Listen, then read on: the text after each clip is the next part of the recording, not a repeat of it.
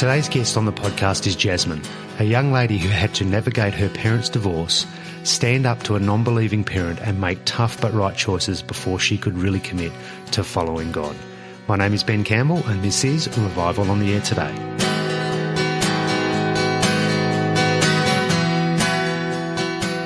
Jasmine, welcome to Revival on the Air Today. Thank you. So I think you're probably the youngest person I've had on the podcast so far. Really? Yeah. Yeah, I'm 20 in September, so... The last lady I had on was my mother, and she's old. Oh. So, Jasmine, we know each other because you come to the house meeting that we look after in Adelaide. Yep. But I don't know a lot about your personal testimony. I have heard parts of it before, Yeah. but I haven't heard the whole thing. I do know your father as well. Oh, yeah. He's a really nice lad. Yeah, I like everyone knows Reno. Everyone knows Reno. So where did your journey with God start? It started when I was about 11 years old. My parents had split when I was 10, and from that, I guess Dad went searching for something, and I think he was witness to at some point, and he started bringing us along. And by us, you mean? Oh, my sister and I. Yep. Yeah, I have a younger sister. And so we started coming along to the meetings and being young in this, horrible, parental separation. We were quite reluctant to come along. And so we were kind of digging our heels in a bit. And, and we only got to come every second weekend because of the custody arrangements as well. So it was a bit disjointed. But that lasted for at least 2 or 3 years. And then the custody arrangements changed again. And then it meant that we didn't really get to see Dad as much, which meant he wasn't bringing us along and we didn't get that influence anymore. So had you noticed anything different about your dad when he started coming along? Yeah, it was a bit overwhelming, the whole situation. So I guess being 11 and my sister being 4 years younger, she wouldn't have, neither of us kind of took that into account. We were just so wrapped up in our own problems that, but we could see that Dad was really getting involved. He was introducing us to a lot of people and, he seemed really keen and he wasn't going to waver. He was very much like, this is what I'm doing now. Wow. And we just had to accept it. So, and I'm glad we did. Yeah. Some of the very first things we did outside of the meetings was we went to some of the camps and kids camps. Yeah, kids camps. And it was one kids camp in 2011. Might have been a teens camp actually. I was praying in one of the cabins with some older girls, and they were really encouraging us too. And I'd been praying for a couple of years. I still wasn't really sure, but I was praying and suddenly I got all wrapped up in it and I kind of let go and I opened my eyes and they were all staring at me really shocked. And I was like, oh, I received. And they're like, yeah. And so, that was a really amazing moment. And so you spoke in tongues, obviously. Yeah. I guess I opened my eyes and kind of realised, oh, what's that? Yeah, wow. Yeah. But, so I would have been, I think, 13 at the time. Yeah, it was the 9th of October 2011, so 9, 10, 11. Okay. But, that was really good. And then you were baptised not long after that? Yeah, it was at beach day, so in the ocean it was pretty good. Yeah. Yeah, that was really good. I guess after that I felt a lot more part of the church. As a kid, I was like, oh, if I don't speak in tongues, then God's not going to answer my prayers, because Dad had received and he was speaking in tongues. And so I was kind of feeling a bit left out and I wasn't really sure what my place was. But once I received, I really understood a bit more what the purpose of tongues was, and that even if I hadn't received, I could still pray to God. And then after that, a couple of years I was still coming along when I could, but I guess it got to a point where I didn't really see my dad much anymore because I was full-time with Mum. Right. And so this is where it starts to get a bit interesting, because I'd lost that influence from my dad, so I really had to make a decision myself. And my mum's never been interested in God or the fellowship or anything like that. And so she was kind of trying to convince me, don't go to the meetings. It's, it's bad. It's probably a cult or something like that. And she just couldn't see how happy I was coming along. And so I started a new school, and Mum really pushed me to say, look, you need to do your homework, you need to focus on these other things. And so I was still quite young. I would have been 16, 15, turning 16. And I was listening to Mum more than I was listening to God and what my dad was saying. And so I kind of gave in and I said, oh, okay, well, I guess Mum's right. And so for that whole year, year 11, I didn't go to a meeting, didn't go to barely any events. I didn't really speak to anyone from church. And yeah, it was probably like the darkest year. And yeah, I still look back on it and it's still pretty scary. So what do you mean by the darkest year? Well, before then, when I was a kid, like Mum, despite not being in the fellowship, had still given me some really, good things to live by. Like, you don't drink alcohol until you're of age. Don't go having heaps of boyfriends and just being like polite and courteous. Good parenting. Yeah, exactly. And so up until then, like I was still living by that. And, as a kid, I didn't really get up to much mischief, I guess. So I was still good in that sense. But yeah, being a 15, 16-year-old and at a new school as well, I was kind of exploring some new things. And so, yeah, she didn't have that same influence. Like I'd kind of tried to be a bit more independent. And so, yeah, I made some really poor decisions. I didn't go drinking or taking drugs or anything like that. That wasn't my desire. I knew that was really scary. So I kind of went down the path of, my parents don't really love me.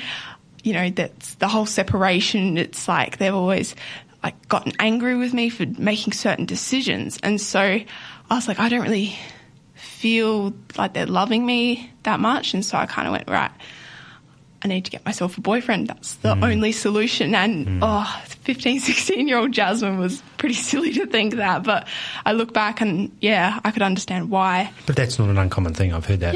Yeah. And I guess at that age you're kind of thinking about that kind of thing anyway.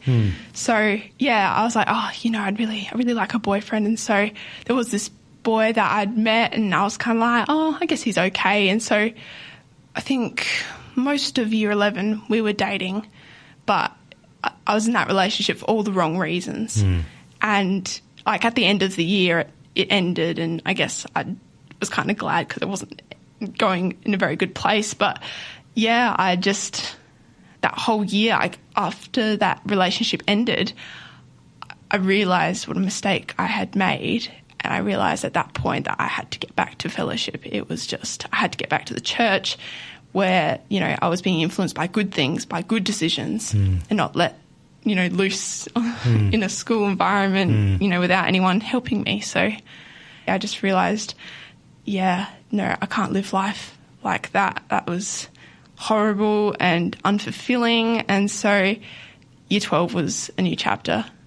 I knew in myself that I had to get to church, and I actually had to go against what my mum was telling me. She was saying, oh, no, don't go. You need to focus your year 12. It's a big year. You need to do all your homework.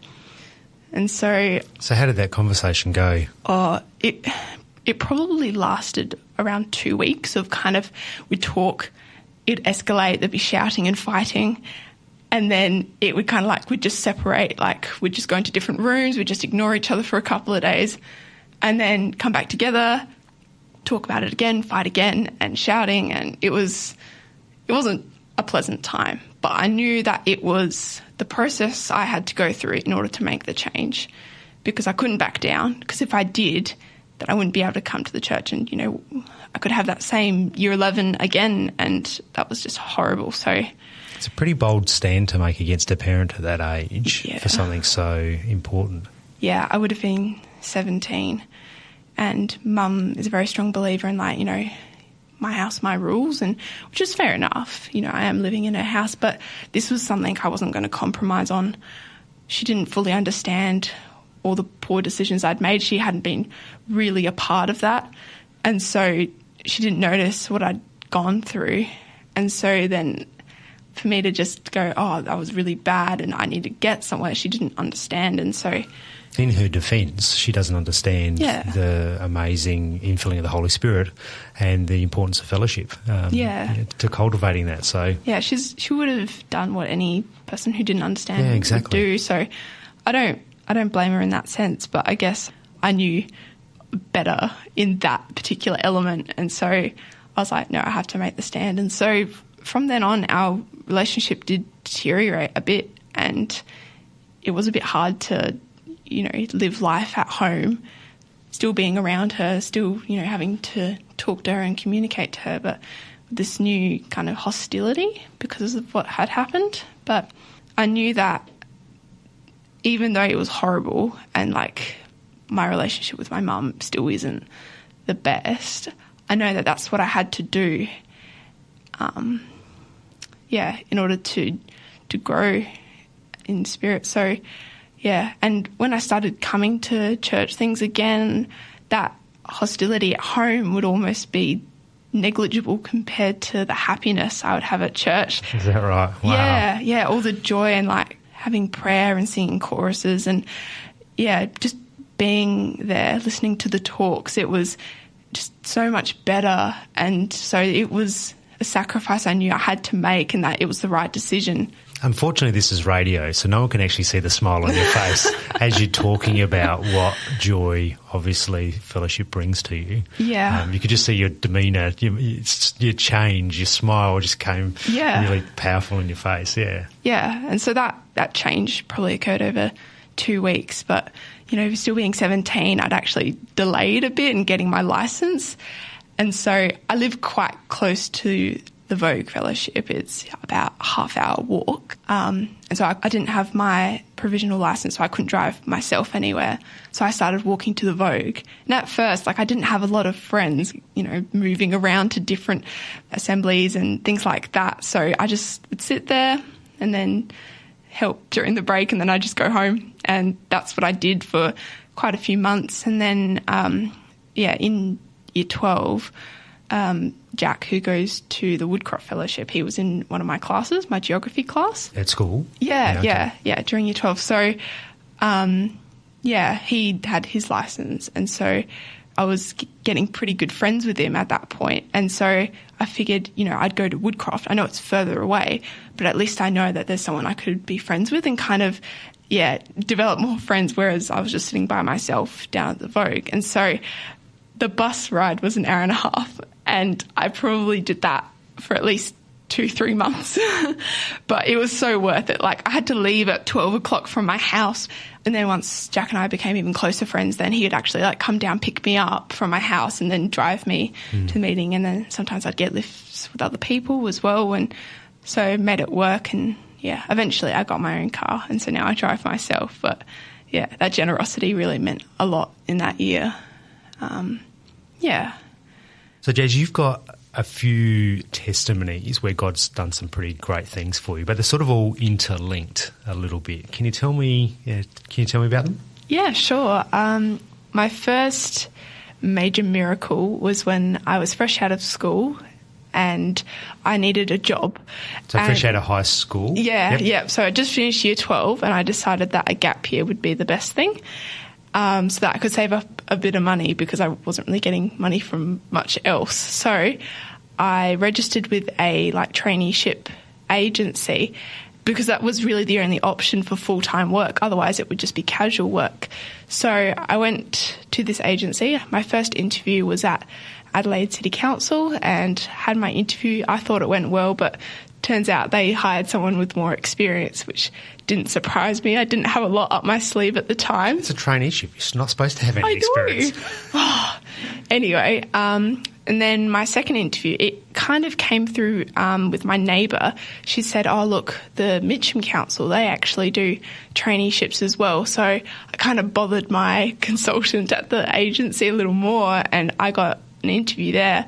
And they said that I was outstanding and that, all of that. But if I hadn't have talked to my neighbour, if we hadn't have gone to dinner that night that she told me about it, I don't think I would have gotten that traineeship. What had you done up to that? Had you prayed about it? First I initially had prayer about just getting a job. Then when I realised I had to go down the traineeship path in order to get a full-time job, that's when I started having prayer. And then after the first failed interview, I had so much prayer and, I was really worried that if I didn't get the Mitcham one, then I'd really be stuck with something I either didn't like or nothing at all. So I was having a lot of prayer and getting like my dad to have some prayer for me as well. And it was when I was at a saint's house that I'd actually gotten the phone call, and I called them back and they're like, oh yeah, you got it. And I was like, oh, I was so happy that I was just crying at this friend's house. But yeah, and I knew it was of the Lord that he brought that opportunity to me, because it's not every day that people just go, oh, I've got this job that could work out for you. So yeah, that was my first blessing, I reckon, the first major one in my life at least. So then that traineeship allowed me to save up to buy a car. Mm-hmm. And so a lot of people were trying to weigh in on it, saying, oh, you know, you should get a decent car so it doesn't break down. And so I had this pressure from a lot of people to get this decent car. And, yeah, with that job, I managed to save up $5,000, which got me a really decent car. And the way that I got it was actually a bit unexpected, because I'd been searching for a car for 3, 4, 5 months with my mum as well, and we just could not find anything that I was happy with. And sometimes I'd go, oh, this is okay, but then mum would be like, no, you can't get that one. And so I just felt like I was at a dead end and I could not find this car. That's a long time to look for a car, isn't it? Yeah, I know. So then it was one day where I just got so sick of trying to find a car. It was taking up so much of my time, my energy. I was starting to feel like really emotional about it, because I was like, I'm just never going to find a car. And so then one night I went and had some prayer just by myself and said, look, Lord, I can't do this anymore. I've written this list of all the things that I want in my car, and I just need you to find it for me, because I can't. This is taking up too much of my time. And so it was the next day I was at school. No, not at school. I was at work and my mum had actually texted me saying, oh, look, I found this car. And I was like, oh, that's weird that it hadn't popped up before. But it was because it was $5,000, where at the time I only had like $4,000. And so I was only sticking to that limit. And so when we found this car, we went and saw it, and it was perfect. Like, it was everything that I wanted. Everything that was on your list. Yeah, exactly. Like, I was ticking it off, and it was amazing. The only thing was that it was a bit more expensive. But yeah, we managed to get 3 months rego included in there, and then my dad offered to like lend me some money, and so I ended up getting this really good car. And yeah, it was a long time trying to find it, but when I got it, it was amazing. It allowed me to drive to the meetings myself and go where I wanted to go, and yeah, that was a big relief. I love it when it's often at the very end of our own efforts, you know, looking for the car, looking for the car, looking for the car, looking for the car. Lord, I give up. I can't do it anymore. Yeah. You know, that's my prayer. Lord, you just got to take care of it, and that's when it comes through. And it was the next day as well. That's amazing. I expected it to be, you know, maybe a week or even like another month, but the fact that it was the next day, I was like, oh, that's amazing. That's sorted that problem. And yeah. So the car that I was looking for was a manual car, because I really wanted to push myself to learn a manual, just because of like more control. It's more convenient if I need to drive a manual car in the future. And it just looked like a heap of fun, lots of fun. I'd driven a bit in my dad's car, but usually with someone else in the car with me. And so at this point, I just bought myself a manual car.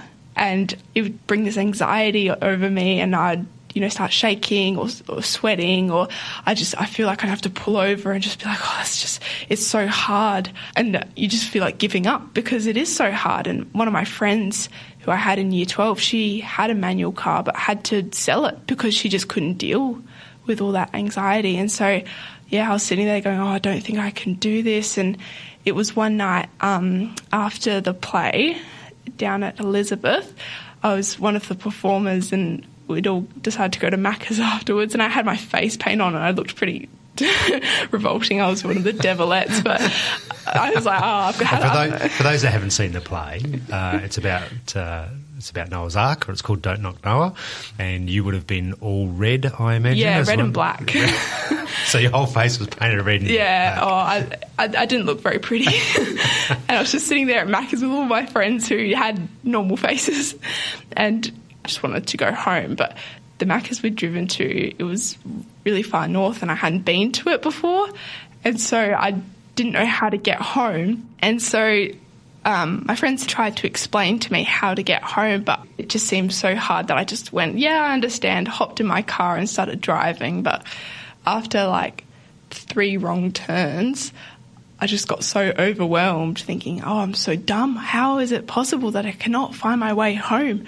And so at that point I pulled over, and I'd had all the symptoms of my driving anxiety, you know, the sweating, the crying at that point as well. And I cried out to the Lord, you know, saying, oh, I can't drive the car like this. It's not fun like I wanted it to be, and it's unnecessary. I don't need to worry about every little mistake I make. That doesn't affect like safety. It's just about me doing 5 laps around a block, which is a bit unnecessary. So yeah, I just sat there, had maybe 5 minutes of prayer, and then, you know, I brought myself together, looked at my street directory, went, okay, that's the way home, and I hopped back on the road, and I was actually fine. I drove all the way home, and at first I was like, this is odd, like I'm feeling really confident. And so complete change of the way you were feeling from pulling over, sweating, shaking before to being completely confident. Yeah, it was amazing. And I was driving in disbelief thinking, is this really happening? And the next day I had to drive somewhere, and before I got on the road I was thinking, what if that thing happens again? Like, what if it was just a once off? Maybe I'm going to be anxious again. But sure enough, I got back in the car that day and the same thing happened. I was so like free and relieved of this anxiety that I could enjoy the driving. I could enjoy like changing the gears and timing like gaps between the traffic, and it was such a healing. That's amazing. Yeah. How long ago was that? Oh, probably end of last year. I can't actually remember, but yeah, it was ages ago now. For me, cool. I just go, oh, I can't believe I was so anxious driving. Now it's so much fun. Sure, every now and then I take a wrong turn, but instead of freaking out about it, I just go, that's okay, I'll just go around again. I'll find my way, and I don't worry about it anymore. Wow. Yeah. That's brilliant. Oh man, praise the Lord, that's really cool. Yeah, so those are the 3 major things: having a car, having that job that's allowed me to save up for the car, and then healed of the anxiety about the car. Brilliant. What a big transformation. I mean, just a single decision point really at the end of year 11 changed really your whole life. Yeah. Sometimes the tough decisions are the ones that change your life. Yeah. And we look at them and see, you know, how the impact of those decisions positively in terms of, you know, building up your spirit, but also negatively, perceived negatively in terms of relationships that can be impacted by that. And so sometimes people don't make the tough decisions. Yeah. But you must be super proud that you did. Yeah. Sometimes I look back and just think like, oh, imagine what life would be like if I hadn't have made that decision. But it's like, if I had to do it again, I would, because I know what it ended up as, and it was great eventually once I got over that small little bump in the road. So, yeah. It is really interesting when we think about those types of life-changing decisions, and I'm sure everybody, and I certainly can look back on their life and say, if I'd made a different decision there, how different would my life be? Yeah. If I'd made the wrong decision there, or even the right decision, how better would my life be? Yeah. And it actually puts a lot of, when you think of it that way, it actually puts a lot of pressure on every decision you make. Yeah. Doesn't it? Yeah. Yeah, that was a particularly big one, and I knew it was, but yeah. And I think the thing is, particularly when we have natural things that we make decisions over, when we use the scriptures as a foundation for those decisions, then it gives us the ability to make the right ones that have ultimately bless our lives. And so when you think about, your decision, a scripture that might underpin that is one that talks about, not forsaking the fellowshipping of ourselves together. And so really that's the underpinning scripture of, the decision that you made. Yeah, yeah. Cool. So have you got a favourite scripture for us? Yeah, I've actually got a scripture that relates quite closely to my testimony, it's Ephesians 4:14, that we henceforth be no more children, tossed to and fro and carried about with every wind of doctrine by the sleight of men and cunning craftiness whereby they lie in wait to deceive. So why does that mean so much to you? I look back and that's the sort of person I was before I'd made my decision. Just a child who was tossed to and fro. Like, I'd believe anything that anyone would tell me because I trusted everyone, thinking they were all great people. And yeah, I guess specifically, like, my mum was saying about what her beliefs were and trying to enforce those upon me, which didn't include God. And so, yeah, I had to take charge and choose my own path, which, yeah, went against hers. But yeah, I've grown and now I don't believe everything that everyone tells me, and I know what my beliefs are and I stick to them. So, yeah. Fantastic. Awesome. Thank you so much for sharing your testimony. Thank you Really very much. appreciate it. Good on you. No problem.